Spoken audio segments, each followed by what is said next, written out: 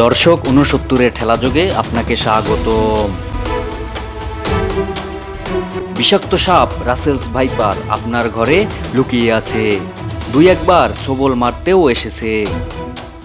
এখন আপনি কি করবেন? নিরীহ অসহায় প্রাণী বলে এড়িয়ে যাবেন, নাকি সেটাকে দমাতে ব্যবস্থা নেবেন?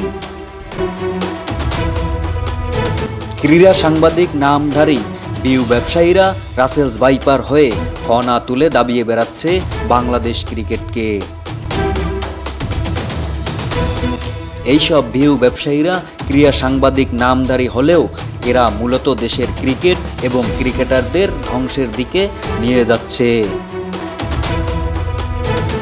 ভুলভাল ক্যাপশন ও থাম্বনেল দিয়ে মানুষকে বোকা বানিয়ে ভিউ ব্যবসার মাধ্যমে ডলার কামিয়ে চলছে। এদেশের ক্রিকেটের বড় কোনো অর্জন বা উন্নতি না হওয়ার বড় কারণ ভিউ ব্যবসায়ী সাংবাদিক লেবাসধারী রাসেলস ভাইপার। এইসব লেবাসধারী সাংবাদিকদের মূল লক্ষ্য ক্রিকেটের উন্নতি কিংবা সংবাদ প্রচারণা নয়। এদের মূল লক্ষ্য ভিউ ব্যবসার মাধ্যমে ডলার ইনকাম করা।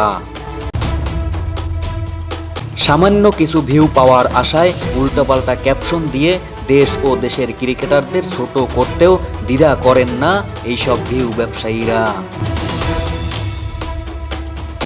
শেষ পর্যন্ত টাচস্ক্রিনের নামের পাশেও নেশাখোর লাগিয়ে ডলার ইনকাম করতে ব্যস্ত এইসব লেবাসধারী ভিউ ব্যবসায়ীরা।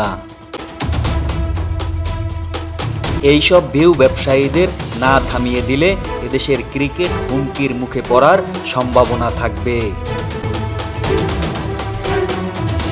তাই সোচ্চার হন, সচেতন হন, এইসব ভিউ ব্যবসায়ীদের বয়কট করুন। খেলাযোগকে বয়কট করুন, খেলাযোগের সাথে থাকুন।